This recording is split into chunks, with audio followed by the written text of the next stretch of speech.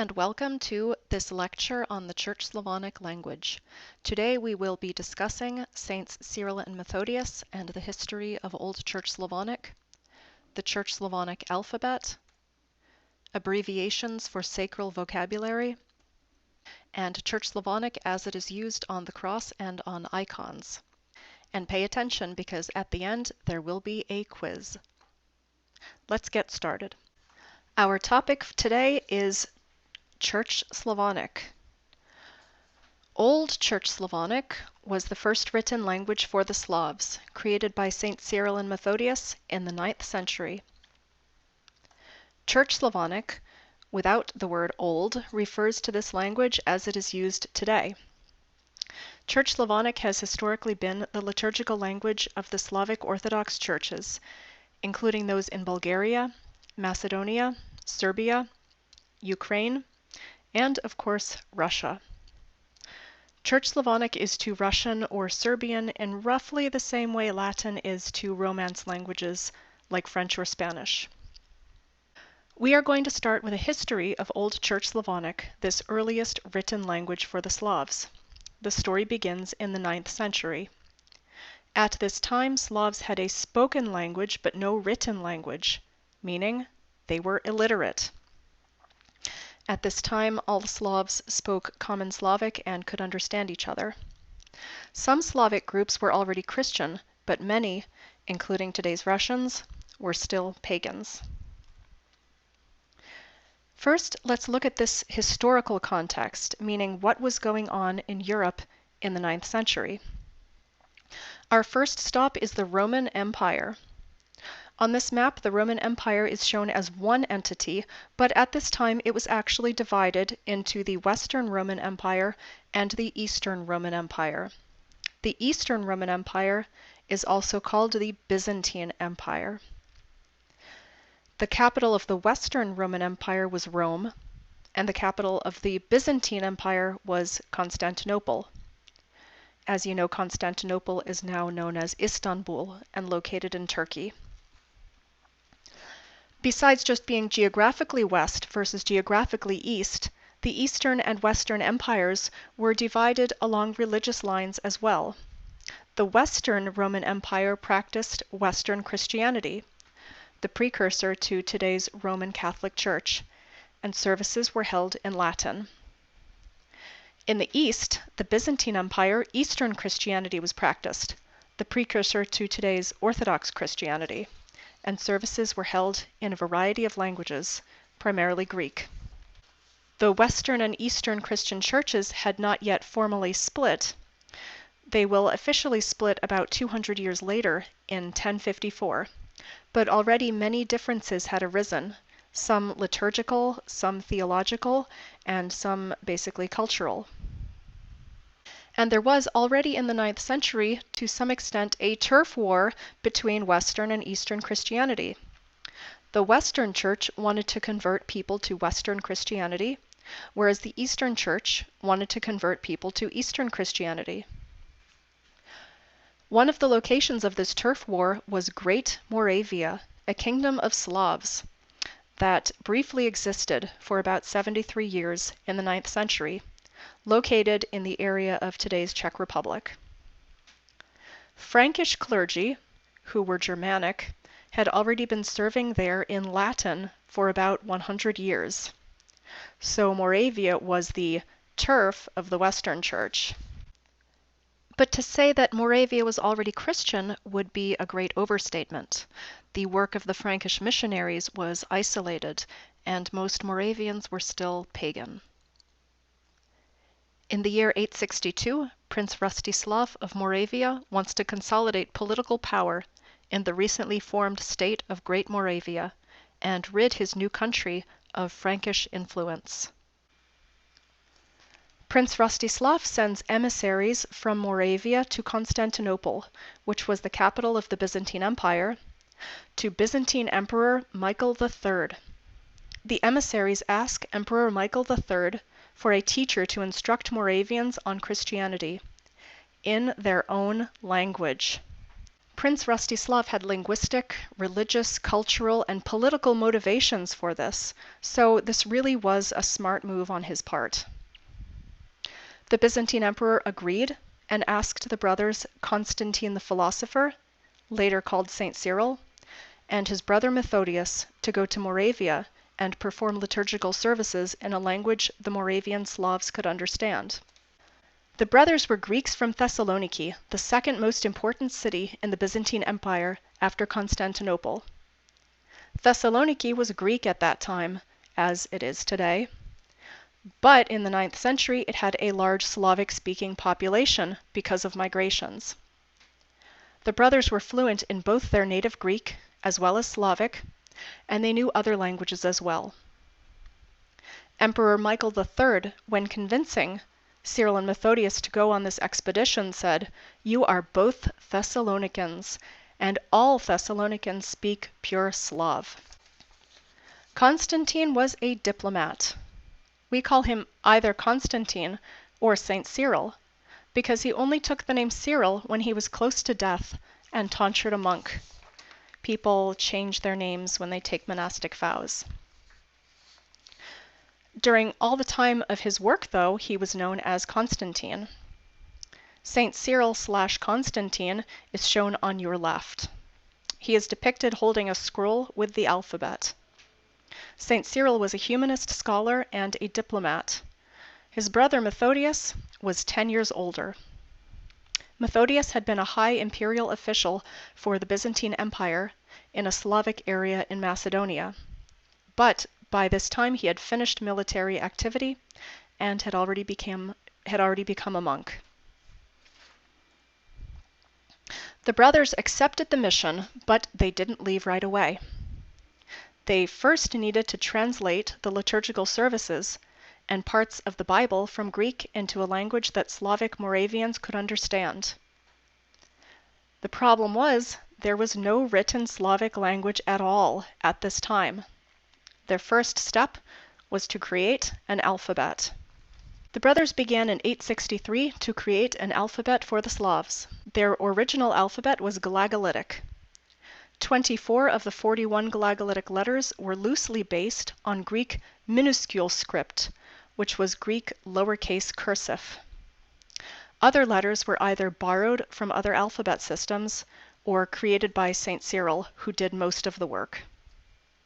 Major accomplishment was breaking down oral Slavic speech into significant units of sound, or phonemes, and then assigning one symbol, or one letter, to each sound. The brothers did this brilliantly. It is not an easy task to create an alphabet. I would like to draw your attention to the cross, which is the symbol for A.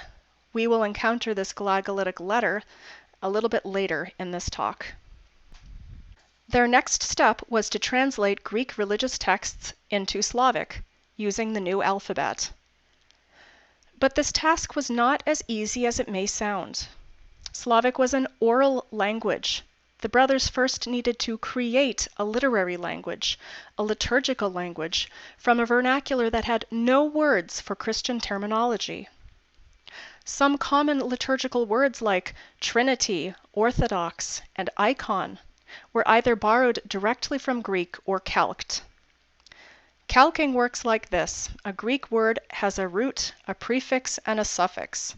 They take the equivalent Slavic root, stick on the equivalent Slavic prefix, and then an equivalent Slavic suffix. In addition to borrowing and calquing, the brothers needed to entirely create some new words.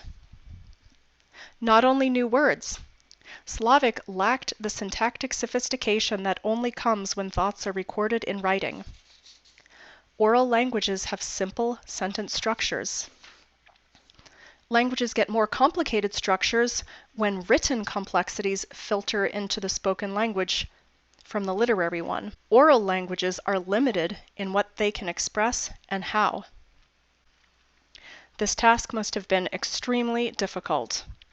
To take a spoken language of a non-Christian Slavic people and refine it into a high-style liturgical language on par with Greek and Latin, so that the expression of complex theological ideas would be made possible.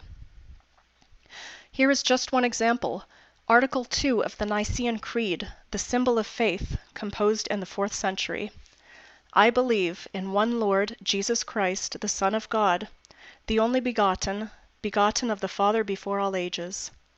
Light of light, true God of true God, begotten not made, of one essence with the Father, by whom all things were made. Begotten? Only begotten? Of one essence? Before all ages? Let's be honest here. The Slavs at that time were just a bunch of illiterate pagans. To be able to take their vernacular, their everyday speech, and adapt it into a liturgical language was absolutely amazing. Although Church Slavonic was based on the Slavic vernacular, it was in many ways a created language. The brothers translated liturgical texts and parts of the Bible into this new Old Church Slavonic language that they had just created. Armed with their translations, the brothers arrive in Moravia in 863, replacing the Western Frankish missionaries who were serving there in Latin. St. Cyrill and Methodius introduced the Old Church Slavonic liturgy in place of the Latin Mass. As you can imagine, the Frankish missionaries were not very happy about this. They complained to the Pope of Rome, Adrian II, about the use of Old Church Slavonic. The Western Christian Church, of course, used only Latin for liturgical use, not the vernacular languages. This is, by the way, a picture of the Cathedral of Saints Cyrill and Methodius, which is today located in Prague, which used to be part of Great Moravia. Pope Adrian II summons the brothers to Rome.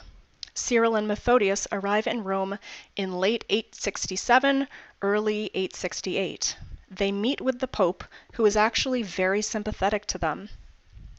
Pope Adrian II writes an official papal bull approving the use of Old Church Slavonic, in place of Latin, in services in Great Moravia. In 869, St. Cyrill, who was known up until then as Constantine, died in Rome. Right before his death, he was tonsured a monk and given the name Cyrill. His funeral service is depicted on this slide. You can see Cyrill lying down on a funeral bier, a funeral bed, in the middle of the fresco. His body is being carried to burial. We see Latin clergy on the left side. Methodius is the very last figure on your right.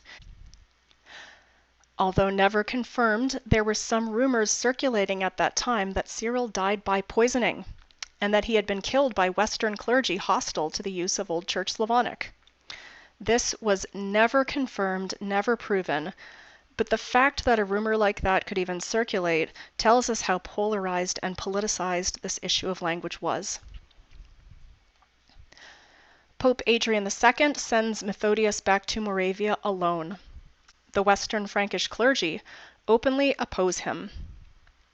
The opposition to Methodius was despite the papal bull approving the use of Old Church Slavonic. The turf war intensifies. Frankish clergy burn many of the Old Church Slavonic books. Keep in mind that this was before the invention of the printing press. Each book had been hand-copied, and much of the original work by Cyrill and Methodius was destroyed. In 873, Methodius is put to trial by the Frankish Synod and imprisoned on several charges. In the meantime, Pope Adrian II has died and has been succeeded by Pope John VIII. There was no internet at this time. Pope John VIII did not know that Methodius was in prison. When he found out, he insisted that Methodius be freed. But by that time, Methodius had been in prison for 2.5 years. In the year 880, Pope John VIII officially approved use of Old Church Slavonic in the liturgy, like Pope Adrian II had done earlier. From the years 880 to 884, Methodius completed his translation of the entire Bible into Old Church Slavonic. Then, in 885, Methodius dies. There was a new Moravian king at this time, King Sviatopluk. King Sviatopluk was hostile to Old Church Slavonic, and he, working with the Frankish clergy, drove Methodius's followers out of Moravia. After Methodius's death, many of his followers went to the Kingdom of Bulgaria, to Ohrid, which is located in today's Macedonia. The Kingdom of Bulgaria, which had recently been Christianized in 864, could now use this ready-made Old Church Slavonic liturgy. Clement and Naum, disciples of Methodius, made Macedonia a major center of Slavic Byzantine culture. A lot of Byzantine literature is later translated into Old Church Slavonic at Ohrid and Preslav, another Macedonian city.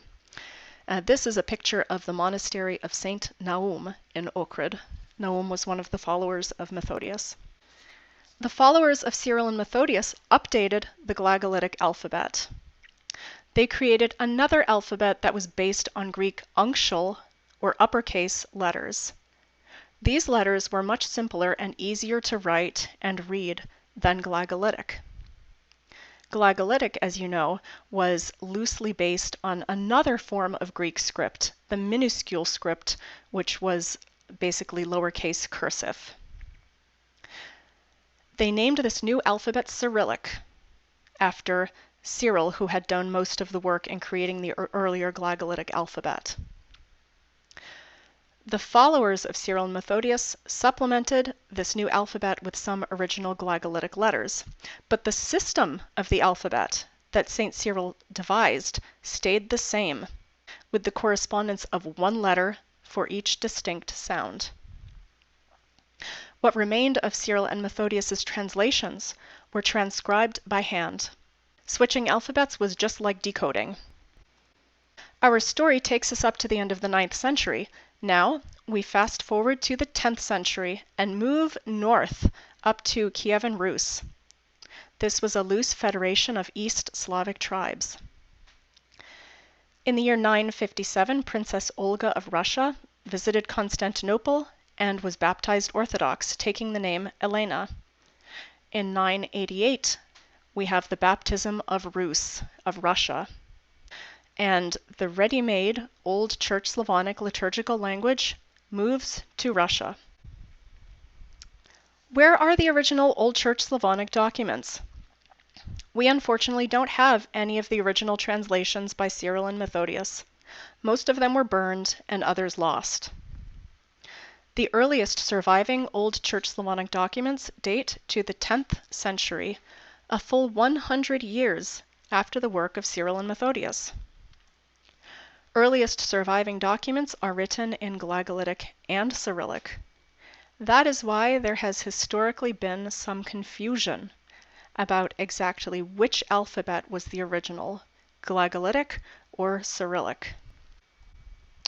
Here we have the Gospel of St. Luke dating to the late 10th century or early 11th century. It is written in Glagolitic and is one of the earliest surviving Old Church Slavonic document. And here we have the Gospel of St. John dating to the 11th century. It is written in Cyrillic. Let's take a quick look at the amazing trajectory of this language. It started in 862 in Thessaloniki, traveled to Moravia in 863, went to the Kingdom of Bulgaria in 885, and then to Kievan Rus in 988. So it is truly a pan-Slavic language. The importance of Cyrill and Methodius is far-reaching throughout the entire Slavic world that uses Cyrillic. The alphabet is used today in Serbia, Bulgaria, Macedonia, Montenegro, Ukraine, Belarus, Russia, as well as by some other groups. Cyrill and Methodius did not just create an alphabet, they single-handedly created a liturgical language for all Orthodox Slavs that would serve as the basis for the later Slavic literary languages. Their written language was the basis for the later literature of Pushkin, Tolstoy, Dostoevsky, and others who created some of the world's best literature.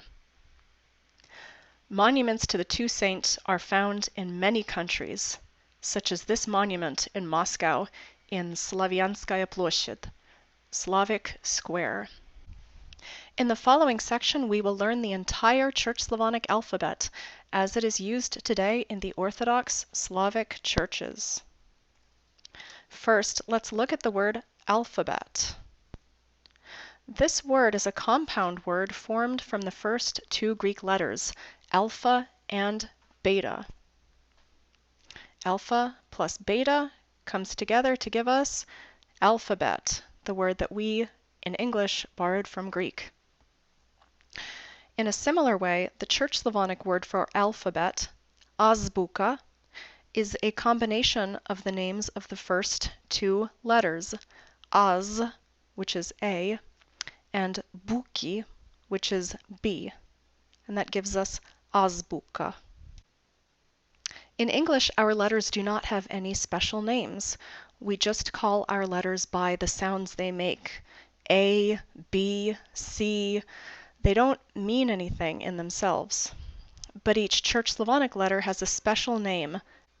The purpose of the letter names was to teach the Slavs about Christianity, which they were encountering for the first time. Many Church Slavonic letters are infused with religious significance. Here we don't have enough time to talk about the names and meanings of all the letters, but I will mention some of them as we go through the Church Slavonic alphabet. Please keep in mind that I am going to introduce the alphabet completely out of order. This is so I can first show you the letters that look most familiar to you, and then continue on to the less familiar letters. The first group of letters look like English letters, and they sound like them too, but they're actually all borrowed from Greek. Our first letter is A, and the name of this letter is Az, which means I in Church Slavonic. I like me, myself, that kind of I. The word Az has a much more ancient meaning, not just of I, but I am. Az expresses the existence of God. In the Old Testament, the name God reveals to Moses is, I am that I am. И рече Бог к Моисею, глаголя, аз есмь си. This next letter makes the B sound, and it is called buki. Next, this letter sounds like ye, and the name is есть, which literally means existence or being. Keep in mind that 9th century Slavs were mostly illiterate pagans, and it is likely that they would not have analyzed concepts of existence and the self until this time. The next letter is I. Next we have the K sound, which is called kako, and it means how. There are so many questions we can ask. How was the world formed? How should we be? How should we live? All of Holy Scriptures answers this question of how. The next sound is M, and the letter is called myslete, which is the imperative or command form of think. It's also related to the word for wisdom. This letter, O, is called on, and it means someone who exists there. This letter expresses the transcendency of God. This letter is always written above the head of Jesus Christ on Orthodox icons. In a little bit, we will see how this letter is used on icons. This is the T sound, and it is called tvirdo, the root of which appears in words that designate both the creator and the created, as well as the act of creating. And this is Z. It's called Zemlya. So as we can see, these letters are the easiest for us because they resemble English and they sound like English more or less. Next, these are going to be the letters that look like English, but they are pronounced differently. They were also all borrowed into Slavic from Greek. V. The name of this letter is Vedi, and it means I witnessed it and I know it. The letter relates to knowledge and contemplation. Many other Church Slavonic words have the root ved, including vedenie, knowledge, ispoved, confession, совесть, conscience, and zapoved, commandment. This is the Church Slavonic n, and the letter name is nash. Next, we have I, and the letter name is ije. This is r, and the letter name is called rci. The word rci is an imperative or a command form, which means tell or say. But don't just say something, it means say something wise. The word prophet, prorok, comes from the same root as rci. This next letter sounds like ch, and it is called her. This is z, and the name of the letter is zilo. Now we will move away from these letters that resemble English ones. On this page, we will see letters that look like Greek ones. They look like Greek because, of course, they were borrowed from Greek. Any student who has walked past a fraternity or sorority house, or who has studied some math, will recognize these letters. And in fact, many of you sitting here probably already know half of the Church Slavonic alphabet, which is even more difficult than Russian. Our first letter is P, and it's like the pi from math. The letter is called pokoi. It means rest or peace on earth and in heaven. Our next sound is L, and the letter is called ljudi. Next, D, but the name of the letter is dobro, which means good. Many words in Church Slavonic have the root dobro. It is used in the book of Genesis at the creation of the world. God saw all that he had made, and it was very good. И видя Бог вся елика сотвори, и се добра зело. Next we have the Greek theta. It's called phita in Church Slavonic, and it is used in words borrowed from Greek. Slavs have some difficulty pronouncing the sound th. For example, we have the name Theodore, which we can pronounce in English with the th sound, but when you say that name in Russian, it's Fyodor. So even though this is the th, theta from Greek, it's pronounced f in Church Slavonic.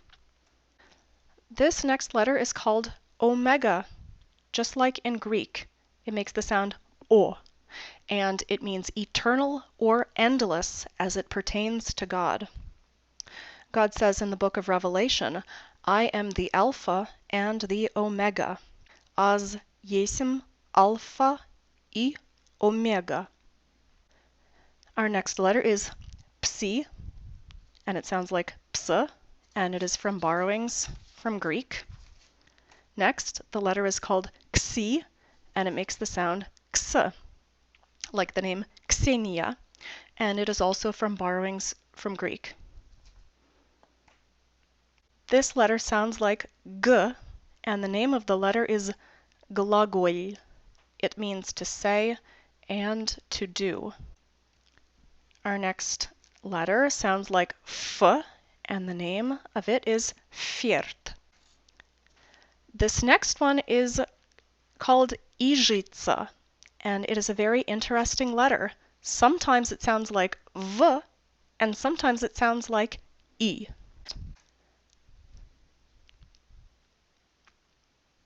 Next, we have letters that are unique to Slavic. They were not borrowed from Greek. We can speculate, but we don't really know where these letters come from. Some of them have similar variants in a couple of different alphabets. And I have to say, St. Cyrill did not update his Facebook status as, today, I borrowed the letter Shin from Hebrew.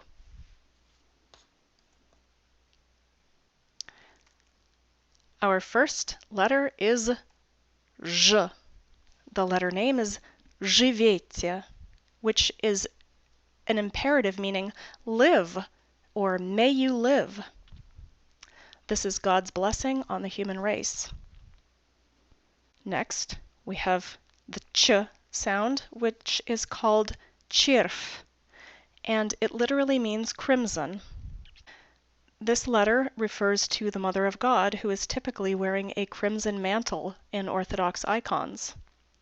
She is sometimes called červenica in Orthodox hymnography, which symbolizes the protection that she provides, as well as the crimson clothing of flesh that she gave to Jesus Christ when he became incarnate. This is what I was just talking about. I just wanted to show you a quick picture of the Mother of God wearing a red or crimson mantle, and that's why that term is used, červenica, to describe her in some hymnography, one of the reasons. This letter is called ts, and it makes the sound ts, like tsar, the word for czar. This letter sounds like ya, and it is called jus mali. Next, we have sha, and then we have a sound sh. It's called either sha or scha, depending which pronunciation you use in Church Slavonic today. Typically, the church pronunciation is scha, but in modern Russian, the same letter exists and it's pronounced sha in modern Russian. So sometimes when Russians are pronouncing Church Slavonic, they'll pronounce everything with that letter as sha instead of scha. Next, we have special characters. These are funny letters called years. They used to be vowels, but today they fulfill a different function. This one is called yer, and it originally sounded something like This one is called yer, and it originally sounded something like I. They are usually not pronounced in Church Slavonic today, but can affect the adjacent letters. Now we have more special characters. These are called ligatures. They are combinations of two other letters. Let's combine these two letters together, and we get the letter ot, which is used grammatically as a prefix and as a preposition meaning from. Let's combine these two letters, and we get the sound u. The letter is called uk. Let's bring these two letters together, and we get u. The resulting sound of the ligature doesn't necessarily make sense when you take the two sounds that are put together, but it's somewhere close by. Now we have these two letters combining to make ya. These two coming together to make the interesting Slavic sound y. And lastly, we have a letter called yats. It is the I sound plus the cross, which was the earlier Glagolitic letter for ah. So there you see the cross coming down on that letter, and it gives us the yats letter. Today it's pronounced like yeah. At this point, we have gone through the entire Church Slavonic alphabet with its many letters. Characteristic of Church Slavonic are abbreviated words that typically designate sacred persons or objects. When a word is abbreviated, it is marked with a zigzag over the word or else with a curvy line, under which is one of the missing letters. The mark is called a titlo, and the abbreviated words are called nomina sacra, from Latin. It means, of course, sacred names. Church Slavonic words like God, cross, resurrection, Lord, Mother of God, and so on are abbreviated. Older Latin and Greek religious texts also feature the nomina sacra. A word like son, S-O-N, can mean a regular child, or this term can be used to mean Son of God, or Jesus. When the word has the sacral meaning, it is abbreviated. When the word applies to just a regular child, then it is not abbreviated. It is written out in full. That is why we call these words nomina sacra. They are abbreviated, typically when they refer to something holy. Let's take a look at the nomina sacra, or rather the singular nomen sacrum for Jesus Christ. We have here on the screen Iisus Christos, meaning Jesus Christ. Take a look at those letters in red. Only they are going to appear in the nomen sacrum abbreviated form. We see those two letters from the name Iisus joined with a titlo, the zigzag mark over them. Now let's take the next two letters out of the next word and join them together with a titlo. We read the abbreviated words the same way we read the full version, Iisus Christos. Although nomina sacra appear daunting, they are easy to read for anybody familiar with Church Slavonic. There is a limited list of holy words that are abbreviated in this way, and they are as easy to read as the English abbreviations DR for doctor or MRS for Mrs. Let's look at some more common nomina sacra. Pay careful attention to them because we will see all of them again in a few minutes as they are used in Orthodox imagery.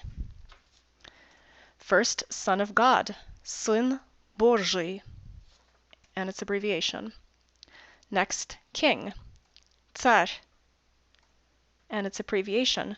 Interestingly, when we are talking about an earthly king, we use the fully written out form, but when we are talking about God as king, we use the abbreviation. Next, glory is Slava. Here's its abbreviation. Holy is Svyat. And the next word, the word for angel, Angel, is very interesting. We know that nomina sacra refer to holy things. The abbreviated form is pronounced Angel and refers to a holy angel, an angel of God. The word, when it is fully written out, not abbreviated, is pronounced Agil and refers to an angel of Satan or a demon. Now we have more abbreviations. The word for cross is Krest. Resurrection is Voskresenie. Master, meaning God, is Vladyka. And the Lord is Gospod. Having already learned the Church Slavonic alphabet and having explored some of the most commonly used nomina sacra, we now turn to the Orthodox cross. We will put our new knowledge to practical application by reading Church Slavonic inscriptions. All of the nomina sacra that we just learned will appear on the cross. Learning to read common icon inscriptions is easy because the inscriptions are repetitive. Just by learning the alphabet and a limited vocabulary of sacral words opens up the knowledge for you to identify who is depicted and what is written on many icons. The Russian Orthodox cross is, in effect, a cross-shaped icon of the crucifixion. This one you see on your screen is called a blessing cross. The priest uses it in church to bless people. It is typically around 1 foot in height. In the Orthodox cross, Jesus is not shown wearing a crown of thorns and suffering as he is on the Catholic crucifix. Instead, he is peaceful and wearing a halo of glory. Let's start with the basics. The Orthodox cross is often called the three-bar cross. The top bar represents the title board which Pontius Pilate ordered to be hung over Christ's head. People who were crucified at that time had committed crimes, and the title boards were inscribed with the type of crime committed. The title board over Jesus' head listed his crime as Jesus of Nazareth, King of the Jews, which in Latin is INRI. That's the Latin abbreviation. Next, the middle bar is that on which Christ's hands were nailed. The bottom bar is the foot brace. Crosses at that time had foot braces to support the feet. The foot brace slants upward on Christ's right side. It looks left to us, but it's his right. And it slants downward on Christ's left side to remind us of the two thieves he was crucified between. The thief on Christ's right side repented and said, "Remember me, O Lord, in thy kingdom." The power of repentance, of acknowledging one's sins and changing, is shown by Jesus' response in the Bible. "Today thou wilt be with me in paradise." And the foot brace pointing upward indicates that the repentant thief went to heaven. The other side of the foot brace points downward toward the thief on the left side who rejected Christ in his last moments. In this slide, we actually see the title board with the superscription. It reads ENCI, which stands for Jesus of Nazareth, King of the Jews, Iisus Nazarianin Tsar Iudeiski. The top bar of the cross symbolizes this sign, but here we have it clearly depicted. In this slide, at the very top of the cross, we see Jesus' face. There is a crossbar around his head marked with 3 letters. This crossbar is found on all icons of Jesus. The 3 letters represent the phrase, "I am that I am." This is the name that God revealed to Moses in the Old Testament. If you want to know whether an icon is of Jesus or somebody else, look for the crossbar around the head with the letters. Jesus' head is here depicted on a piece of cloth.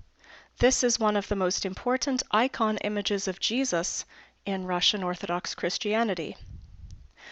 The name of this image is Obraz nerukotvoryenny, the image not made by hands, and we can see the name for this image inscribed on the cross, Obraz nerukotvoryenny.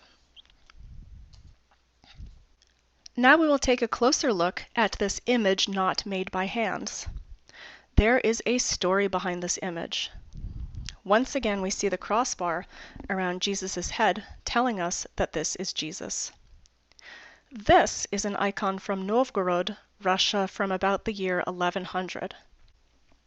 According to church tradition, at the time when Jesus was alive, King Abgar of Edessa, and Edessa was a city in today's Turkey, King Abgar of Edessa was very ill and wrote a letter to Jesus. The king asked Jesus to cure him of his illness.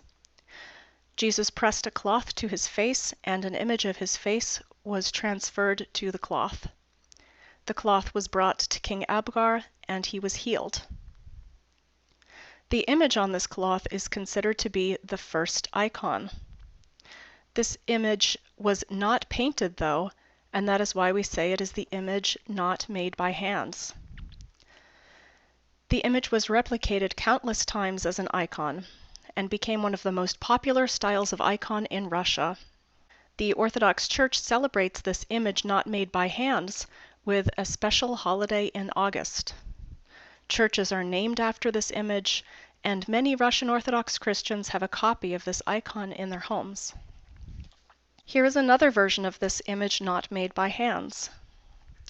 You can see the crossbar around Jesus' head marked with the 3 letters symbolizing I am that I am. We see two angels on either side of him.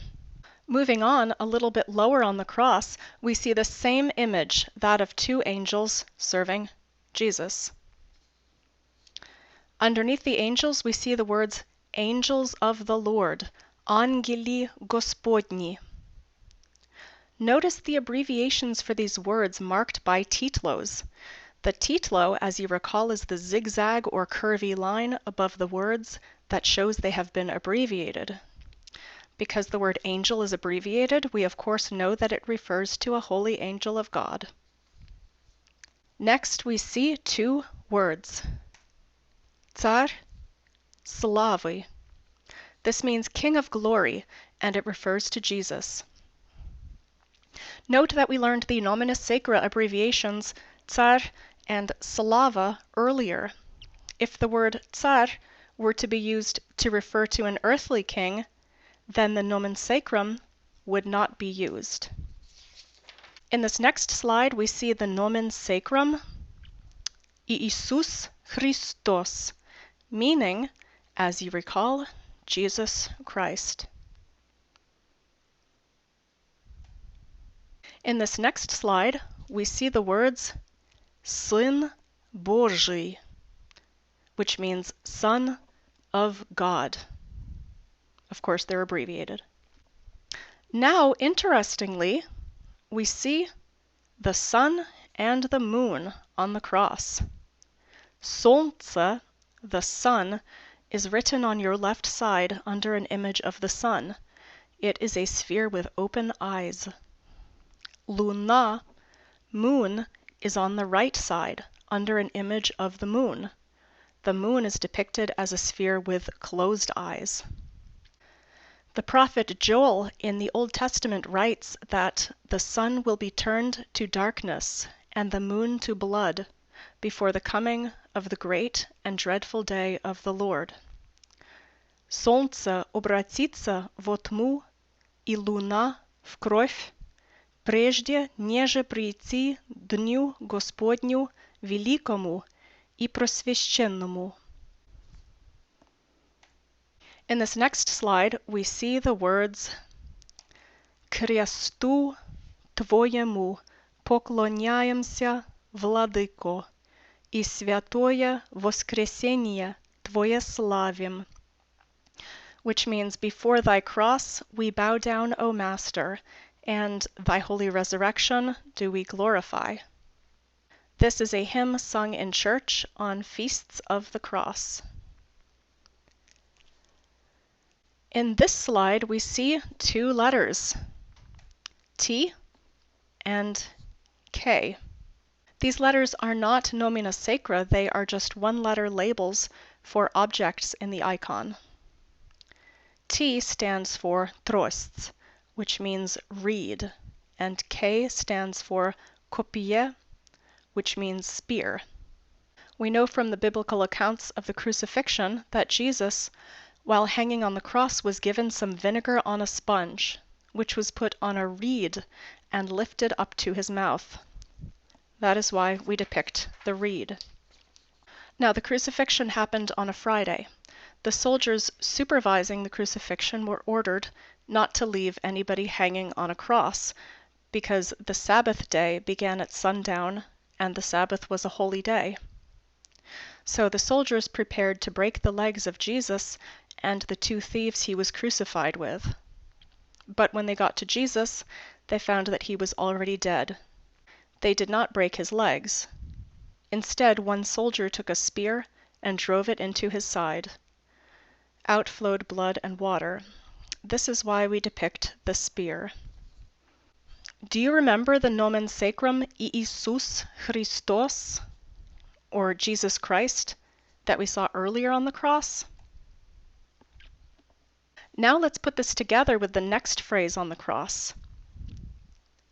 Nika, the Greek word for conquers.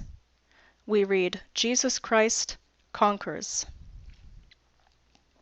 Next we have the letters G and G, which stand for Gora Golgotha, which is Golgotha. the hill on which the crucifixion took place. Golgotha is an Aramaic word meaning the skull. Do you see the skull beneath these letters? It is the skull of Adam, as in Adam and Eve, the first people. According to church tradition, Christ was crucified on the same place where Adam's skull lay. In this slide, we see 4 letters: M, L, R, and B. They stand for Miasto Lobnoye Rai Byst, which means the place of the skull has become paradise. This image of the skull on the cross reminds Orthodox Christians that Adam lost paradise through wrongly eating from the tree, and that Christ is the new Adam, bringing salvation and paradise through the tree of the cross.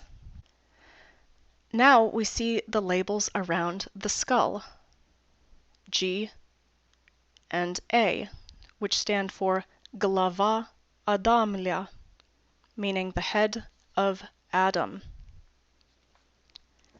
Isn't it interesting how much imagery there is on the Orthodox cross and how many abbreviated words are hidden on this small object? This is pretty typical of the Orthodox faith. You see something and it looks simple enough, but there is actually a lot more going on. We have learned a lot today, haven't we? Now it is time for a quiz.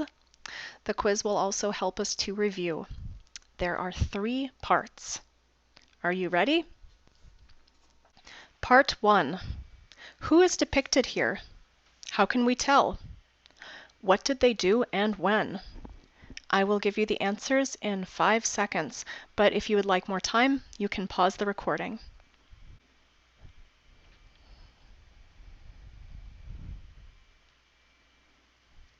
This is an icon of Saints Cyrill and Methodius, who are known as apostles to the Slavs and the creators of Old Church Slavonic. How can we tell? Well, first of all, their names are inscribed next to their pictures in Church Slavonic. Second of all, the icon has 2 male saints standing together. This in itself is a big clue. Next, they are each holding books. These books are actually the parts of the Bible that they translated. Another clue that this is Cyrill and Methodius is that the figure on your left, St. Cyrill, is holding a scroll with the Church Slavonic alphabet. No other saints would be depicted holding a scroll with the alphabet. What did they do? They created the Old Church Slavonic liturgical language on the basis of the Slavic vernacular spoken in their native Thessaloniki. They translated many works from Greek into Old Church Slavonic beginning in 863. Part 2 of this quiz. Who is depicted here? How can we tell? What is the story behind this icon? Once again, I will give you the answers in 5 seconds, but you could also pause the recording to have more time.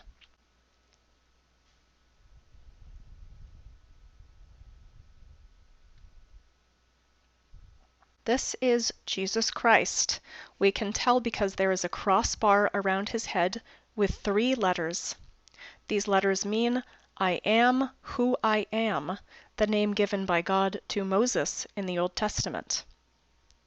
Nobody else on any other icon will have this crossbar around the head. Additionally, at the top of the icon we see the abbreviation Iisus Christos, which means Jesus Christ. We can also tell who this is from the pose. The head is depicted on a cloth. As you recall, this is called the image not made by hands. King Abgar of Edessa asked Christ to heal him of an illness, and Christ pressed a cloth to his face. An image of his face was left on the cloth. This was the first icon, according to Orthodox tradition, and it healed the king. Finally, part 3 of the quiz. Take a look at this icon. Is this an angel Or is this an agil? Once again, I will give you 5 seconds.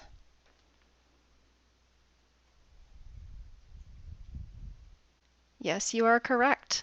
This is an angel, written with the abbreviation. Once again, the abbreviation shows us that this is a holy angel of God, whereas if the word were written out with no abbreviation, it would mean a demon or an angel of Satan, and it would also be pronounced slightly differently.